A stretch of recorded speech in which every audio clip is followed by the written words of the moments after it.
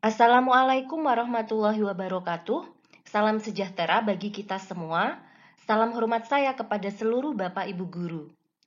Kali ini saya akan menawarkan BIMTEK gratis senilai 32 jam pelajaran yang tersedia pada portal SIM PKB dengan nama Seri Semangat Guru Kemampuan Non-Teknis dalam Adaptasi Teknologi.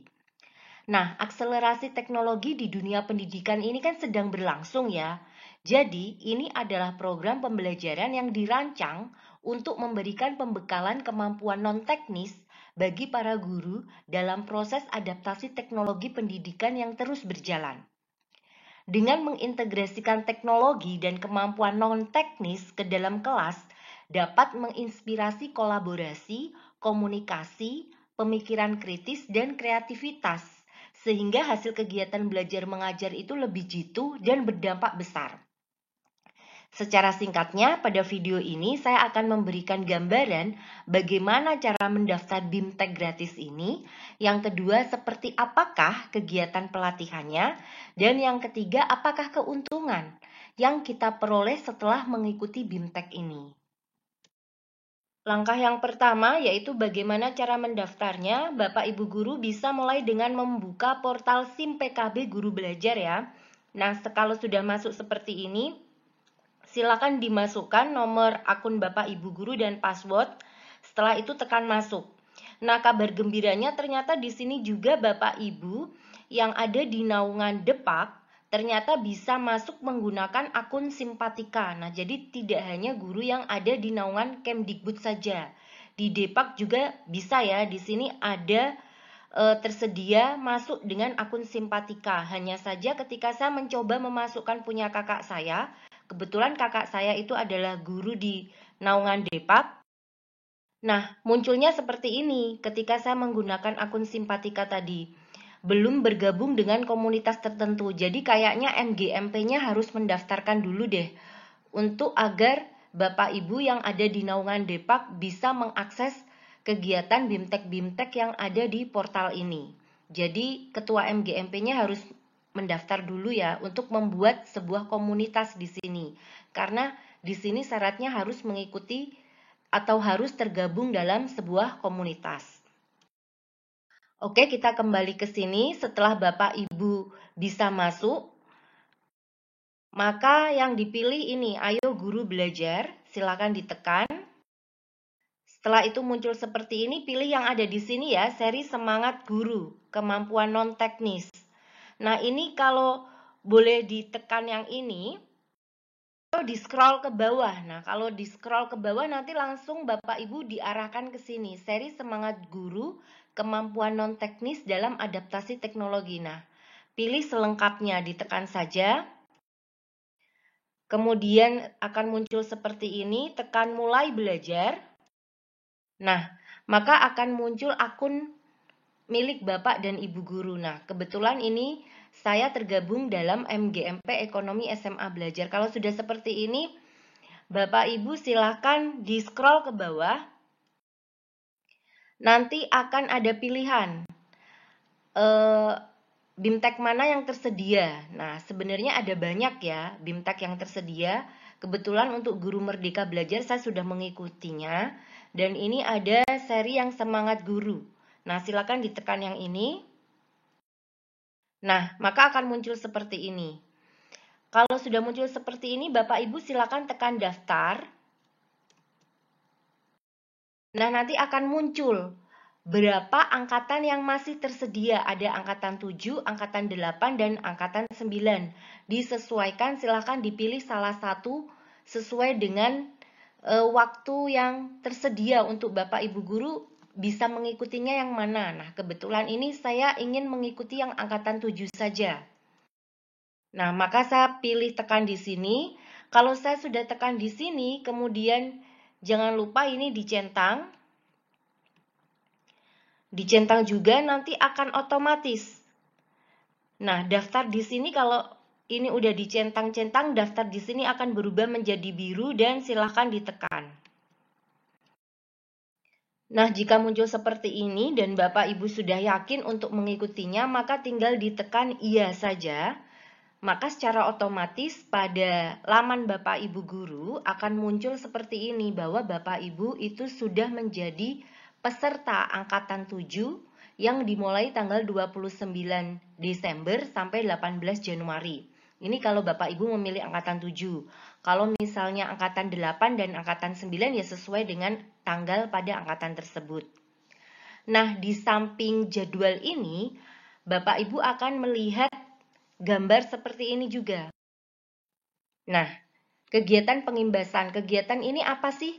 Kegiatan ini adalah kegiatan di mana Bapak Ibu memberikan kampanye atau pelatihan atau mengajak kepada teman-temannya untuk mengikuti latihan atau BIMTEK ini seperti yang saya lakukan ini.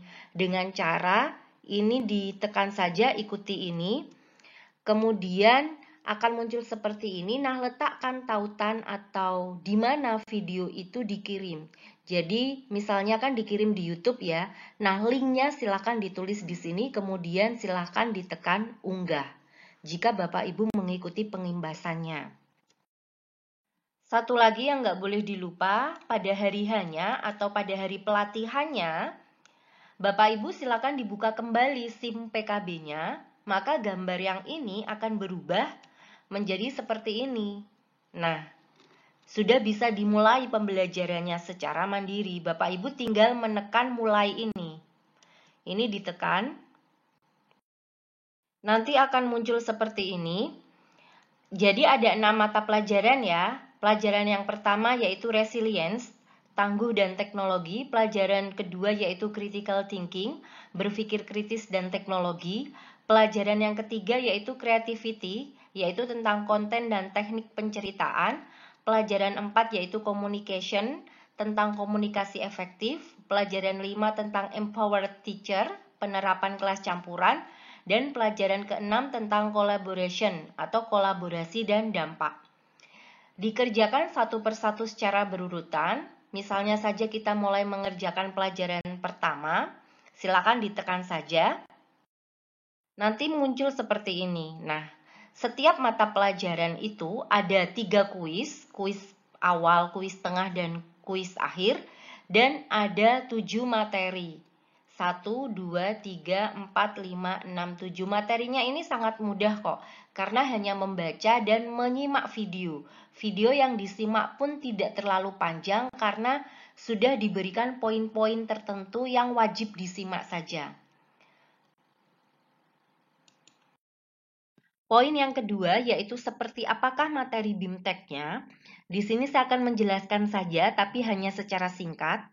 Materi yang pertama yaitu resilient. Resilient adalah kemampuan seseorang untuk bangkit setiap kali mengalami desakan mundur atau bahkan kegagalan.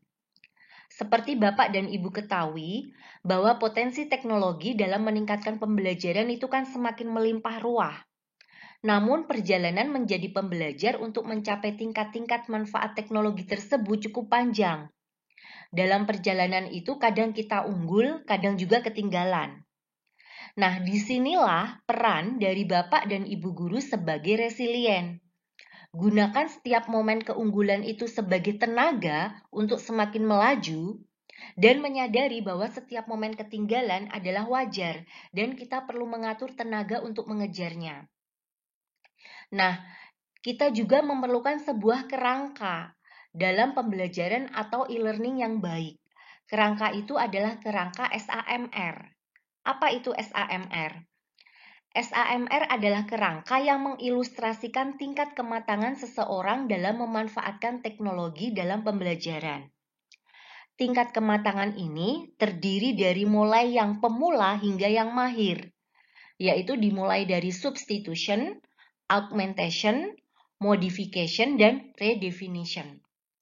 Semakin kita matang dalam memanfaatkan teknologi dalam sebuah pembelajaran, maka semakin besar peningkatan proses dan hasil yang terjadi dalam pembelajaran. Materi yang kedua yaitu critical thinking. Mungkin Bapak dan Ibu guru sudah terbiasa dengan kata-kata berpikir kritis ini, karena memang dalam dunia pendidikan, guru dituntut untuk menumbuhkan berpikir kritis pada siswanya. Bukan hanya sebagai kemampuan, tetapi sebagai keterampilan. Karena setiap orang itu memang mampu untuk berpikir kritis. Tetapi untuk menjadikannya sebagai keterampilan, maka berpikir kritis ini harus dipraktikkan setiap saat, harus dilatih karena semakin akurat, akhirnya nanti akan menjadi insting. Nah, bagaimana cara melatih berpikir kritis ini? Yang pertama, hal ini bisa dijadikan kebiasaan oleh Bapak dan Ibu guru terlebih dahulu. Yang kedua, dengan cara mendemonstrasikannya di hadapan murid. Yang ketiga adalah mengintegrasikan kebiasaan ini ke dalam tugas-tugas murid. Sebagai teknik, misalnya Bapak Ibu bisa menggunakan satu safe word, yaitu saya jadi sadar, saya jadi terfikir. Contoh misalnya dalam pelajaran saya ekonomi ya. Saya jadi sadar adanya kelangkaan, saya jadi terfikir harus melakukan penghematan. Nah, titik-titik inilah yang harus diselesaikan sendiri oleh siswa. Jadi mereka dilatih untuk menalarnya, merefleksi dan menalarnya. Materi yang ketiga yaitu creativity. Di sini Bapak Ibu akan dijelaskan tentang apa itu konten. Konten adalah segala bentuk komunikasi, terutama audiovisual, yang berisi sebuah informasi, hiburan, ataupun ajakan. Jadi di sini Bapak dan Ibu diminta untuk berkreativitas dalam menyampaikan gagasan atau ide secara lisan maupun tulisan yang mengisahkan tentang perbuatan, pengalaman, ataupun sebuah kejadian. Adapun tahapan dalam membuat konten yaitu yang pertama membuat rencana, yang kedua adalah mengeksekusi, yang ketiga adalah memasarkannya. Materi yang keempat yaitu communication. Nah, pasti diperlukan komunikasi yang efektif kan? Karena komunikasi efektif itu adalah sebuah proses pertukaran ide, pemikiran, pengetahuan, dan informasi yang disajikan dengan cara yang paling dipahami oleh penerima, sehingga tujuan atau niat dapat terpenuhi dengan sebaik mungkin. Komunikasi yang efektif mencakup keterampilan seperti komunikasi verbal dan nonverbal, mendengarkan dengan penuh perhatian, kemampuan untuk memahami dan mengendalikan emosi, serta mengelola stres. Keterampilan ini perlu dikembangkan dan diasah.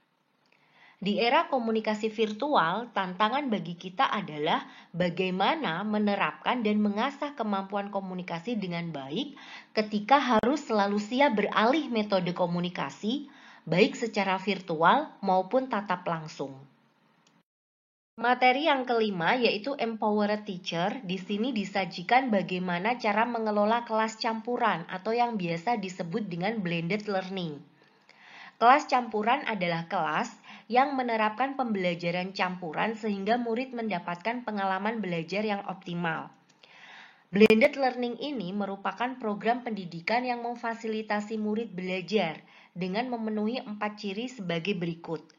Ciri yang pertama yaitu setidaknya mengikuti pembelajaran asinkron yang memungkinkan murid merdeka dalam mengatur waktu, tempat, alur, dan tempo belajarnya. Yang kedua yaitu setidaknya mengikuti pembelajaran sinkron dengan pendampingan guru pada suatu waktu dengan moda belajar tertentu. Yang ketiga yaitu menghubungkan beragam modalitas program atau mata pelajaran menjadi suatu pengalaman belajar terintegrasi. Dan ciri yang keempat yaitu membantu murid menjadi pelajar merdeka belajar dalam mencapai sasaran belajar yang disepakatinya. Materi yang terakhir yaitu tentang collaboration. Di sini, pembelajaran secara kolaboratif memungkinkan banyak memberikan nilai tambah baik bagi siswa maupun bagi guru. Kolaborasi ini bisa dilakukan oleh berbagai pihak, oleh guru, dengan sesama pengajar yang lainnya, dengan teknologi maupun dengan wali siswa. Nah, adapun manfaat dari keuntungan melakukan kolaborasi antara lain yang pertama yaitu siswa mendapatkan pengalaman bekerja sama, bukan hanya dengan sesama teman sekelasnya, namun dengan siswa lain yang sebelumnya belum mereka kenal. Yang kedua yaitu dengan pembelajaran kolaborasi, interaksi antar siswa yang baru mereka kenal menjadi terarah karena mengikuti program yang sudah direncanakan oleh guru. Yang ketiga yaitu kegiatan yang bersifat kolaboratif biasanya akan mendorong motivasi dan semangat kompetitif dalam arti yang positif bagi siswa. Yang keempat, siswa juga mendapatkan sumber belajar yang banyak dari guru selain guru di sekolahnya sendiri yang selama ini mereka kenal. Adapun keuntungan mengikuti BIMTEK ini bagi saya, yang pertama yaitu mendapatkan ilmunya dari para pemateri yang hebat dan handal. Yang kedua, kita akan mendapatkan sertifikat yang setara dengan 32 jam pelajaran. Nah, ini sangat bermanfaat sekali kan? Oleh karena itu, saya sarankan kepada Bapak dan Ibu guru untuk mengikuti pelatihan ini. Terima kasih yang sudah menyimak video ini sampai akhir, semoga bermanfaat. Akhir kata dari saya, wassalamualaikum warahmatullahi wabarakatuh.